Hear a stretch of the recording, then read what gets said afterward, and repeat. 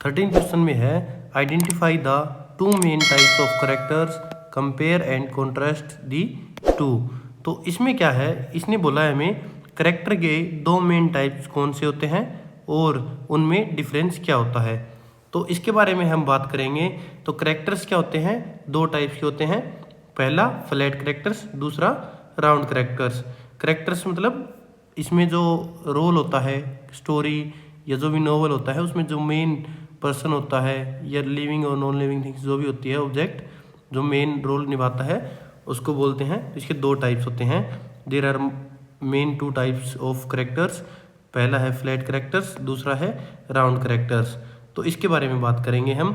Flat characters are build around a single trait. तो मतलब trait क्या होता है, क्वालिटी बोलते हैं जिसे।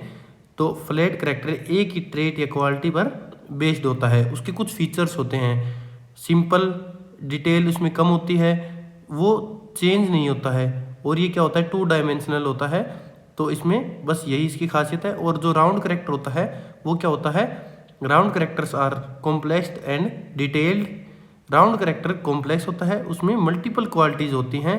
तो इसके कुछ फीचर्स हैं राउंड करेक्टर के, ये क्या होंगे, डिटेल्ड होंगे, रियलिस्टिक होंगे, और ये थोड़े चेंज होते हैं, और ये थ्री डायमेंशनल होंगे।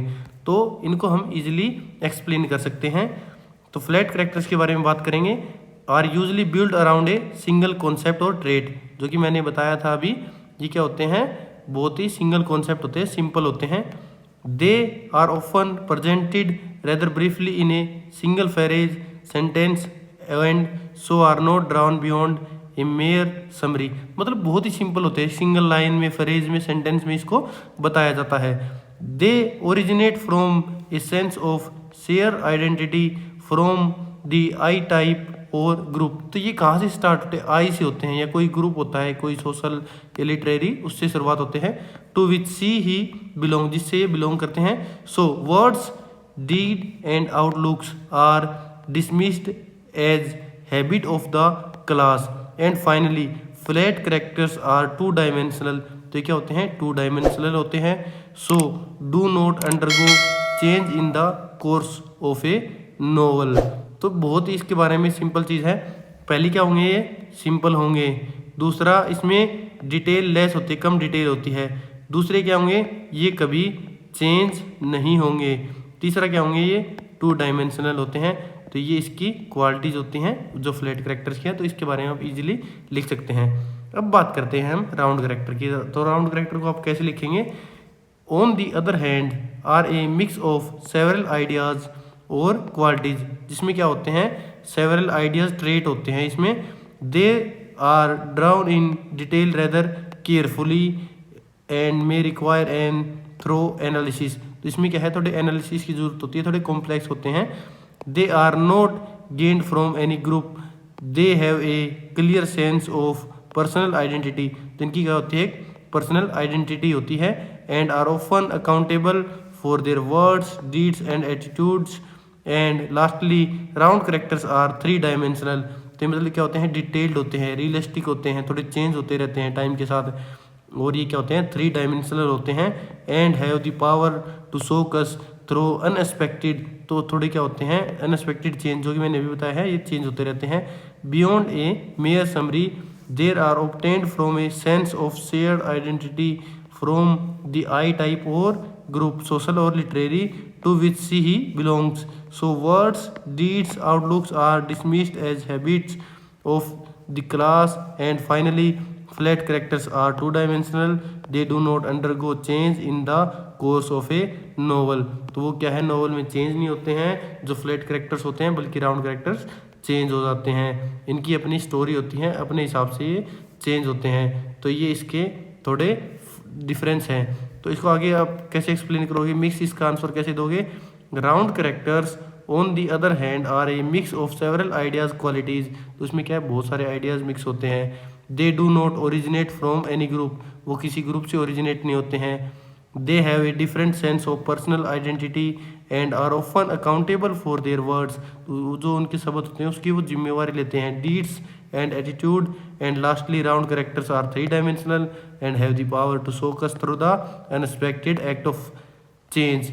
तो ये क्या है, इन्होंने यही सेम उठा के यही चिपका रखा है और आप सेम ऐसे लिख सकते हैं।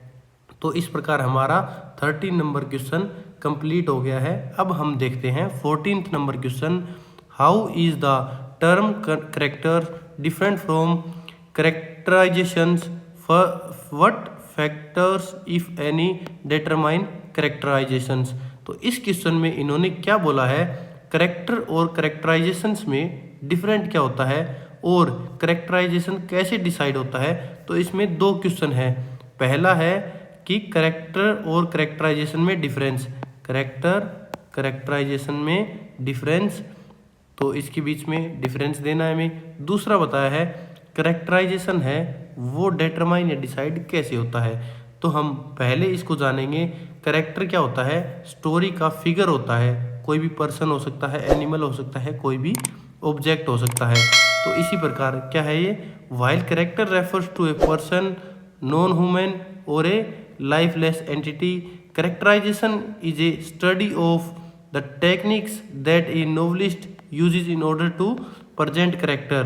तो इसमें क्या बोलता है, करेक्टराइजेशन क्या है, करेक्टराइजेशन बताता है कि करेक्टर को कैसे प्रेजेंट किया गया है, तो वो उसे बोलते हैं करेक्टराइजेशन। तो इसकी डेफिनेशन से हमें पता लग गया होगा कि इसमें क्या डिफरेंस है। अब बात करते हैं हम इसमें फैक्टर्स क्या होते हैं जिससे ये डिसाइड होगा कि करेक्टराइजेशन कैसे होगा। What are the different methods of characterization known to a novelist. तो इसके बारे में हमें कैसे पता लगेगा। पहला है, इसका आंसर मैं आपको बता देता हूँ।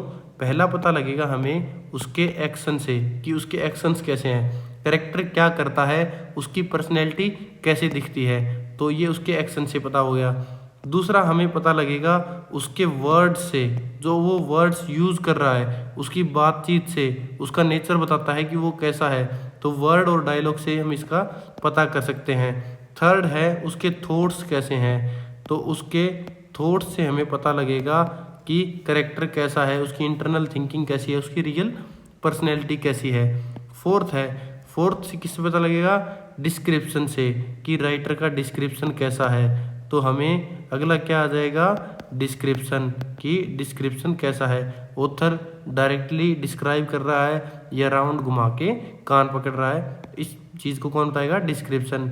और अदर करेक्टर्स का अब ओपिनियन, जो अदर करेक्टर है ना उसका ओपिनियन हमें पता होना चाहिए कि उसका ओपिनियन क्या है, दूसरे लोग उसके बारे में क्या सोचते हैं वो पता होना चाहिए, उससे थोड़ा आइडिया लगता है। तो इससे क्या है, ये हमारे कुछ की पॉइंट्स थे जिसको हम याद कर सकते हैं कि करेक्टराइजेशन कैसे डिसाइड होता है, उसके एक्शन से, वर्ड से, थॉट से, डिस्क्रिप्शन से और अदर लोगों के ओपिनियन से। तो ये हमारे कुछ पर्सपेक्टिव से जिससे डिसाइड होता है कि करेक्टराइजेशन क्या होता है। इसको आप अपनी लैंग्वेज में चेंज करके लिख सकते हैं। जैसे point out the main difference between the two important ones, the way in which or strategically employed by the novelist as far as characterization is concerned differs from the novel to novel and from novelist to novelist। तो इसका क्या है, इसका अगर हम decide करेंगे तो क्या नोवेल टू नोवेल और लेखक से लेखक, नोवेलिस्ट से बदलता रहता है। Whereas for the sake of a wide grouping, मतलब सभी को लमसम को मिला के we can make two important categories, narrative and dramatic methods of characterization. तो ये क्या है, हम इसके क्या कर सकते हैं, दो मेथड हैं, पहला नैरेटिव, दूसरा है dramatic. In a narrative method the quality of a trait of character is explained, spoken, judged or commented upon by the novelist.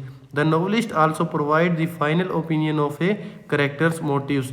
तो जो नैरेटिव मेथड है, नैरेटिव मेथड में क्या है, डायरेक्टली नोवेलिस्ट बताता है कि उसका ओपिनियन क्या है, उसका एटीट्यूड कैसा है, उसका बिहेवियर कैसा है, ट्रेट, उसकी क्वालिटीज़ क्या क्या है, तो ये उसके बारे में हमें डायरेक्टली बताता है। In the dramatic method the quality or trait of the character is displayed or shown through his her words and actions in the series intense situation. तो उसके बारे में नोवेलिस्ट डायरेक्ट नहीं बताता है, उसका थर्ड पर्सन आता है जो उसको ऑब्जर्व कर रहा होता है, उससे वो क्या है बुलवाता है कि वो क्या सिचुएशंस है उनकी। The reader is also allowed to reach his her own conclusion about the characters, movies, motivates and attitudes.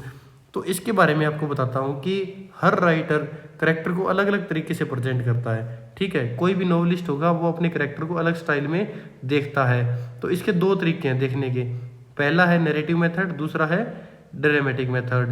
तो ड्रामेटिक मेथड होगा, नैरेटिव मेथड है, उसमें आपको मोटा मोटी बताता हूँ कि जो नैरेटिव मेथड है उसमें ऑथर डायरेक्टली कैरेक्टर को एक्सप्लेन करता है कि नैरेटिव मेथड में राइटर खुद कैरेक्टर के बारे में बताता है कि वो कैरेक्टर कैसा है। ठीक है, इसके कुछ फीचर्स होते हैं नैरेटिव मेथड के। इसमें बताएगा ऑथर, उसको जज खुद करेगा, उसका ओपिनियन खुद का होगा। तो मतलब सब कुछ क्या हो गया, ऑथर की वन माइंड थिंकिंग हो गई, कोई ब्रॉड थिंकिंग नहीं है। दूसरा है ड्रामेटिक मेथड। ड्रामेटिक मेथड क्या है, character is shown through actions and words. तो उसमें क्या है, एक ओपिनियन नहीं दिया जाता बल्कि उसमें क्या है, एक्शंस दिखाए जाते हैं, शब्दों से बताया जाता है। ड्रामेटिक मेथड में कैरेक्टर को एक्शन और डायलॉग के थ्रू दिखाया जाता है।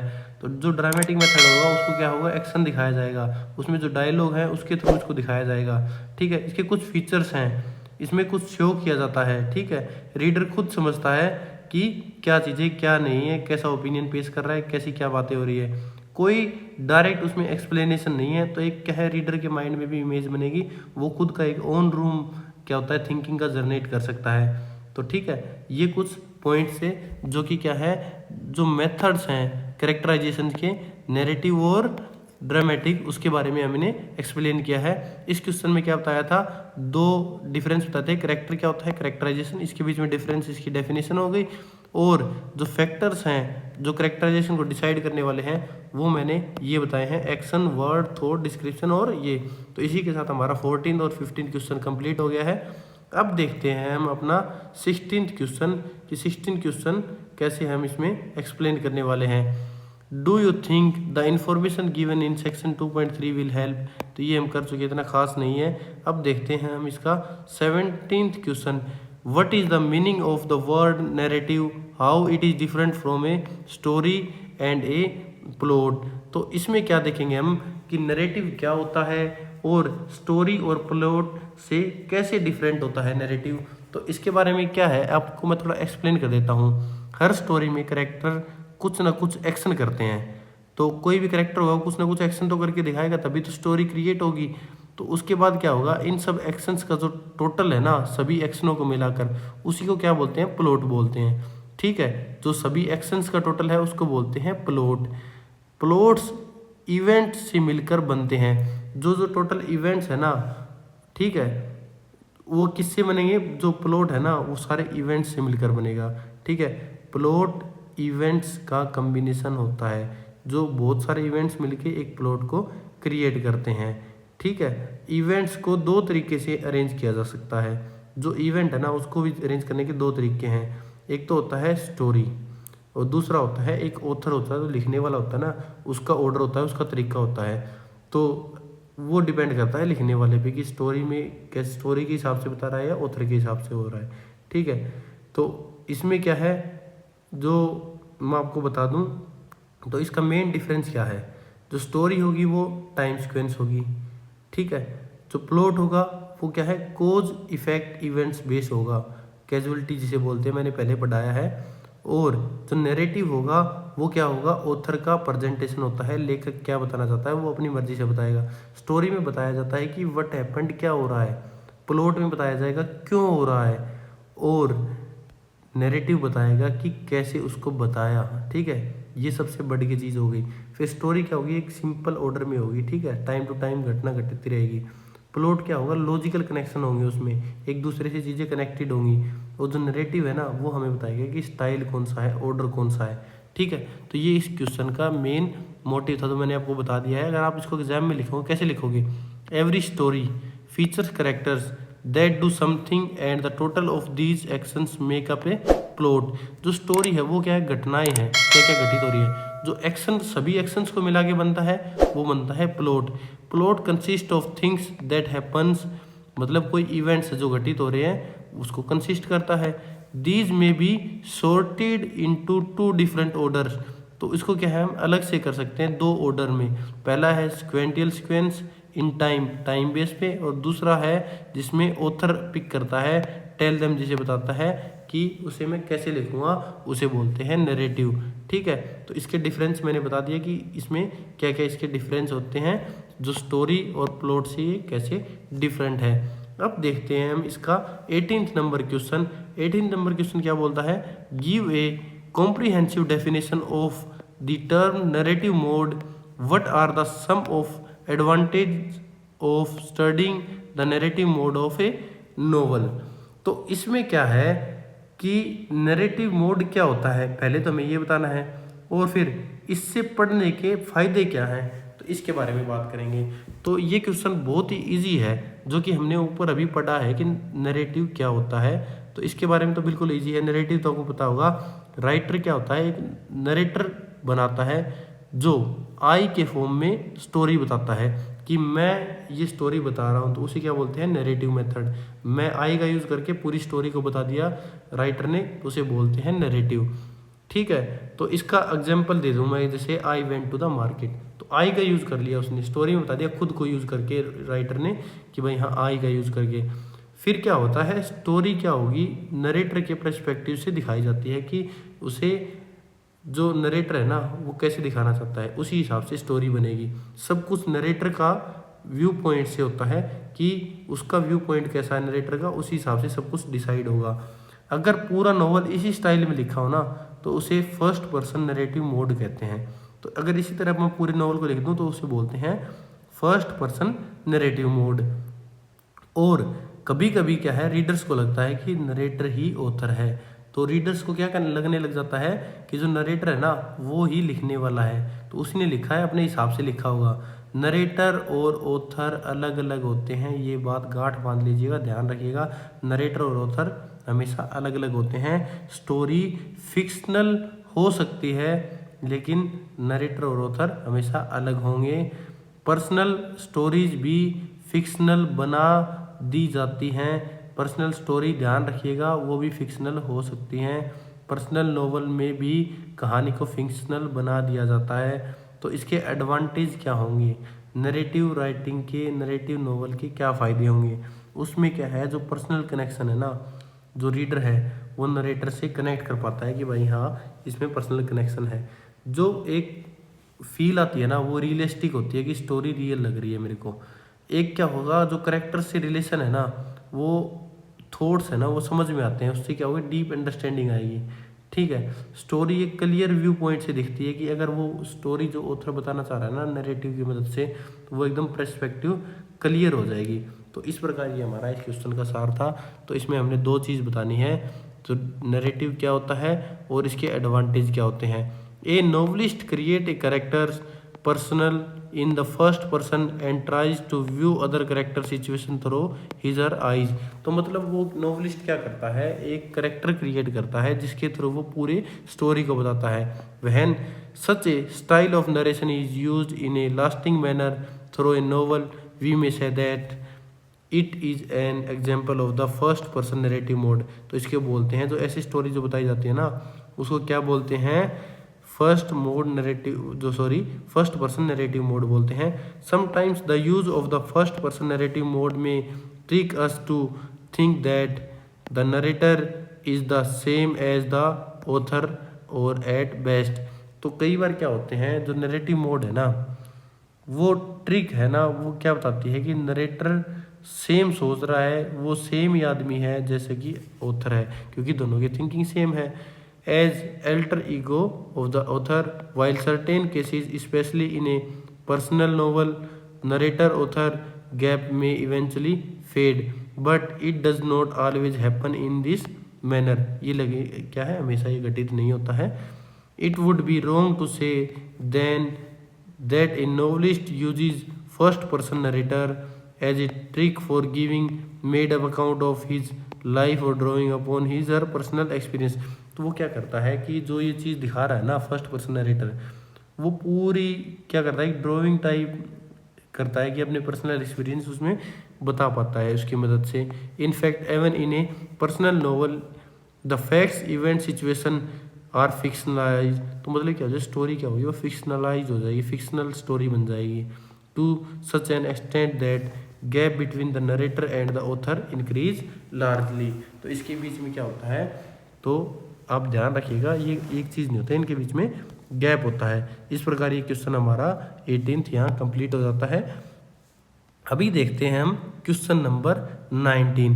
क्वेश्चन नंबर 19 क्या बोल रहा है, identify the two main types of narrative modes, make a detailed assessment of the merits and demerits of each of them. तो हमें बताना है इस क्वेश्चन में नैरेटिव मोड के दो मेन टाइप्स कौन से हैं और उनके एडवांटेज और डिसएडवांटेज के बारे में बात करनी है। ठीक है, तो सबसे पहले मैं इसको ब्रीफ बता दूं कि आपको इसको लिखना कैसे है। थोड़ा नॉर्मल क्वेश्चन से थोड़ा बड़ा क्वेश्चन है, एग्जाम में आ सकता है, तो थोड़ा ध्यान से देखिएगा। नैरेटिव के दो मेन मोड्स हैं। पहला है फर्स्ट पर्सन नैरेटिव मोड, दूसरा है थर्ड पर्सन नैरेटिव मोड्स।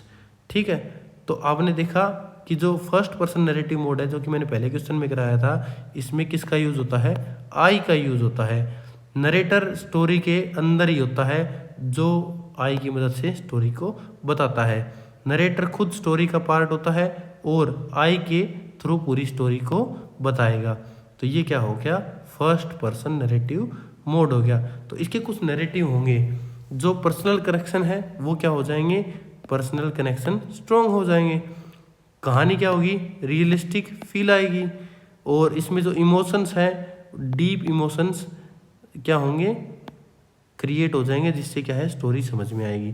इसके नुकसान क्या हैं, डीमेरिट्स क्या हैं, इसमें क्या होगा, लिमिटेड नॉलेज होगी कि एक ही माइंड का यूज़र है, एक ही थिंकिंग का यूज़र है, ब्रॉड नहीं कर सकते। जो रीडर है वो भी उसी थिंकिंग के थ्रू जाएगा, इसलिए क्या है लिमिटेड नॉलेज है। क्या टॉपिक बायस्ड हो सकता है कि भाई एक आदमी की थिंकिंग है वो किसी तरीके से सोच सकता है, तो वो टॉपिक बायस्ड हो सकता है। जो करेक्टर है, हर करेक्टर का फुल व्यू नहीं मिलता है, तो क्या है जो करेक्टर होंगे ना, उसका हर करेक्टर का व्यू नहीं ले सकते। किसी एक करेक्टर को उठा के आप पूरी स्टोरी को बता रहे हो, तो आप क्या है वो स्टोरी बायस्ड भी हो सकती है और वन साइडेड भी हो सकती है। इसलिए क्या है हर करेक्टर का फुल व्यू हमें नहीं मिलता है। तो ये था हमारा फर्स्ट पर्सन नैरेटिव मोड, जो कि मैंने शॉर्ट में बता दिया है। अब बताता हूँ आपको थर्ड पर्सन नैरेटिव मोड। इसमें क्या है, जो नरेटर ना स्टोरी के बाहर होता है। पहले क्या था, आई के रूप में स्टोरी को बताता, अब क्या है स्टोरी से बाहर आ गया है। ठीक है, नरेटर स्टोरी के बाहर होता है और सब करेक्टर्स के बारे में बताता है। जो नरेटर होगा ना वो बाहर बैठा होगा, जितने हमारे करेक्टर्स होंगे ना, कितने भी करेक्टर्स हों, उसके बारे में, सब के बारे में हमें जानकारी देगा कि जो बाहर बैठा नरेटर है वो बाहर देख रहा है। ठीक है, तो इसमें क्या है, कितने टाइप्स के थर्ड पर्सन हो सकते हैं, टाइप्स ऑफ थर्ड पर्सन हो सकते हैं। पहला है ओमनीसेंस, तो पहला हमारा होगा ओमनीसेंस। इसमें क्या है, ये सब कुछ जानता है और गॉड लाइक क्वालिटीज होती है इसमें कि वो ऊपर से सब कुछ देख रहा है, जो थॉट्स और फीलिंग है उसको सब पता होते हैं। दूसरा टाइप कौन सा होता है, लिमिटेड होता है, सिर्फ एक या फ्यू करेक्टर्स पर फोकस करेगा। ये क्या करेगा, कुछ एक पर फोकस करेगा, बाकी को छोड़ देगा, एक या दो पर फोकस करेगा। इसके पास क्या होगी, लिमिटेड नॉलेज होगी, तो इसको बोलते हैं लिमिटेड टाइप। तो क्या है, थर्ड पर्सन नैरेटिव मोड में भी दो मोड होते हैं, जो इसके टाइप्स हैं। दूसरा हो गया लिमिटेड। तो इसके फ़ायदे क्या हैं थर्ड पर्सन नैरेटिव मोड के, इसमें क्या होगी, जो नॉलेज मिलेगी ना वो फुल मिलेगी हमें, कि जो नॉलेज है ना, क्या क्या हो सकता है, क्या क्या नहीं हो सकता, वो हमें फुल नॉलेज मिलेगी। दूसरा क्या है, मल्टीपल करेक्टर्स का व्यू मिलेगा हमें, इस करेक्टर का भी व्यू मिलेगा, इसका भी, इसका भी, इसका भी, तो सब थिंकिंग का पता लगेगा। जो पर्सपेक्टिव है ना वो हमारा वाइड पर्सपेक्टिव होगा, बाहर से बहुत ब्रॉड तरीके से हम सोच सकते हैं। इसके नुकसान क्या होंगे, डीमेरिट्स क्या हैं इसके क्या है, पर्सनल कनेक्शन है ना वो थोड़े कम हो जाते हैं, पर्सनली हम कनेक्टेड नहीं कर पाते हैं। कभी कभी क्या है, ये थोड़ा कॉम्प्लेक्स हो जाता है, क्योंकि बहुत सारे करेक्टर आ जाते हैं, सभी के बारे में डिटेल में बताया जाएगा, तो ये थोड़ा क्या है कॉम्प्लेक्स हो जाएगा, तो थोड़ा ये मुश्किल हो जाता है। तो ऐसा ये हमारा टॉपिक है, जो ये इसको हम कवर करेंगे। इसको लिखोगे कैसे, मैं आपको इंग्लिश में लिखना बता दूंगा कि आपको लिखोगे कैसे। जैसे कि ने लिख रखा है, a novelist create characters personal in the third persons and try to view other character situation through his or eyes. तो इसमें क्या होता है, ये स्टोरी से बाहर से आता है, ठीक है, नरेटर, और वो सारी सिचुएशन को देख रहा होता है, उसकी आई में कैप्चर हो रहा होता है। When such style narration is used in a lasting manner through a novel, we may say that it is an example of the first person narrative mode, तो इसमें क्या होगा, जो स्टोरी के अंदर बैठा होता है ना वो स्टोरी को बता रहा होता है। एक कैरेक्टर वो एक मतलब कैरेक्टर का यूज़ करके पूरी स्टोरी को बता देगा, तो उसे बोलते हैं आई का यूज़ करके first person narrative mode. Sometimes the use of the first person narrative mode may trick us to think that the narrator is the same as the author. तो हमें क्या लगता है नरेटर और ऑथर सेम है। An alter ego of the author while the certain cases specially in a personal novel the narrator author gap may eventually fade but it does not always happen in this manner. कभी कभी लगता है कि जो मैं जैसे बताया कि इसने सर्टेन केसेस में क्या है, जो पर्सनल नोवेल है और जो नरेटर का और ऑथर का गैप है वो हमें थोड़ा दिखता है, वो थोड़ा धुंधला हो जाता है, लेकिन कई स्टोरी में इनका गैप कम हो जाता है, ऐसे लगता है कि दोनों सेम है। It would be wrong to say that then that a novelist uses the first person narrator as a trick. तो हमें क्या होगा, जो नोवलिस्ट है वो क्या कर रहा है, first person narrator trick use कर रहा है, giving a made up account of this her life or drawing upon his her personal experience. तो उसके बारे में क्या बताता है, अपने पर्सनल एक्सपीरियंस को बताता है उसकी मदद से।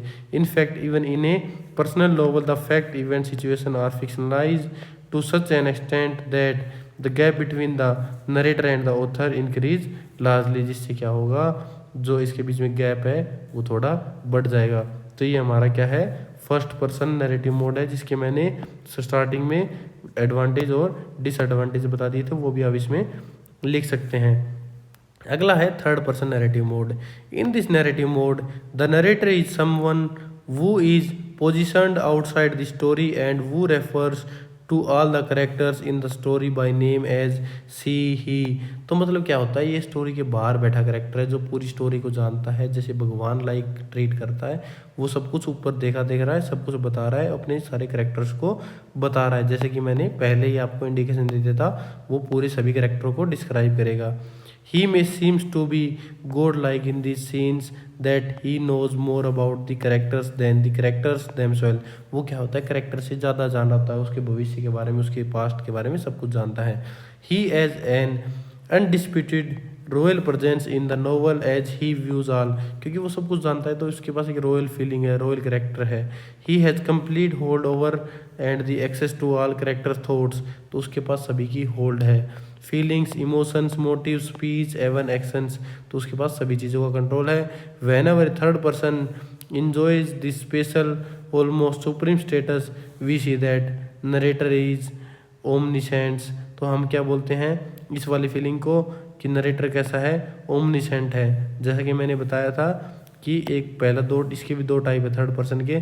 पहला है omniscient and that narrative mode is the third person omniscient mode. However when the third person omniscient narrator choose to focus on the thoughts, feeling, experience of a single character or a small number of characters with a story, then we identify it as third person limited narrative mode। तो दूसरा mode कौन सा है, limited narrative mode, जिसमें हम एक या दो कैरेक्टर को पकड़ के चलते हैं। ठीक है। In such instances in novelist seek to place certain limits upon him herself so as to be able presented all situation characters through the eyes viewpoint of a character she favor most। तो जिसके बारे में मैंने आपको clearly पहले ही बता दिया था। तो ये इस प्रकार हमारा क्वेश्चन यहाँ कंप्लीट होता है 19th क्वेश्चन। अब देखेंगे हम अपना अगला क्वेश्चन, क्वेश्चन नंबर 20, जो कि बिल्कुल इजी है, बिल्कुल छोटा सा क्वेश्चन है। तो इसमें क्या है, if you have to write a novel which narrative mode would you opted for and why. तो अब अगर आपको कोई बोल दे कि आप एक नोवेल लिखना है, तो उसके लिए आप कौन सा mode, writing mode, narrative mode आप सेलेक्ट करोगे और क्यों करोगे। तो इसमें दो क्वेश्चन है कि कौन सा नैरेटिव मोड सेलेक्ट करोगे और क्यों करोगे। तो इसका रीज़न है, तो मैं अपने पर्सनल ओपिनियन से बता रहा हूँ, ठीक है। तो आप इसमें अपना मोड चेंज भी कर सकते हैं, परंतु मेरे हिसाब से I would opted for third person. तो मैं कौन सा नैरेटिव मोड सेलेक्ट करूँगा, third person narrative mode. It works best for multiple characters. ये क्या है, सभी कैरेक्टर्स को बताता है। Switching in between without proper layout to indicate a change can get confusing. बिना कन्फ्यूज किए एक दूसरे कैरेक्टर पर स्विच कर सकता है। And someone can show how similar some characters are copied. तो इसमें क्या है, मैं आपको बता दूं, थर्ड पर्सन से मल्टीपल कैरेक्टर्स को इजीली हैंडल किया जा सकता है। हर कैरेक्टर का व्यू दिख जाता है कि कैसे कैसे कैरेक्टर है, कैसे बिहेव कर रहा है। तो इसके बीच में जो स्विचिंग है ना, फर्स्ट पर्सन में नरेटर चेंज करना कंफ्यूजिंग हो सकता है, लेकिन क्या है, फर्स्ट पर्सन में कैरेक्टर सिमिलर लगते हैं। और इसमें क्या है, जो थर्ड पर्सन होगा वो क्लियर और फ्लेक्सिबल इमेज देगा। जो फर्स्ट पर्सन होगा उसके पास लिमिटेड होगा, जो कैरेक्टर एक के बारे में बताएगा, दो के बारे में मैक्सिमम, और उसके पास क्या है, कंफ्यूजिंग हो जाता है कभी कभी। तो इसको आप क्लियरली आप अपने पर्सपेक्टिव से बता सकते हैं, आप चेंज भी कर सकते हैं। मैंने मेरा पर्सपेक्टिव यहाँ बता दिया है, आप अपने पर्सपेक्टिव से बता सकते हैं। तो यहाँ ये चैप्टर कंप्लीट होता है। अगर आपको वीडियो पसंद आई हो तो वीडियो को लाइक करें, चैनल को सब्सक्राइब करें और stay tuned for next video. जय हिंद, जय भारत।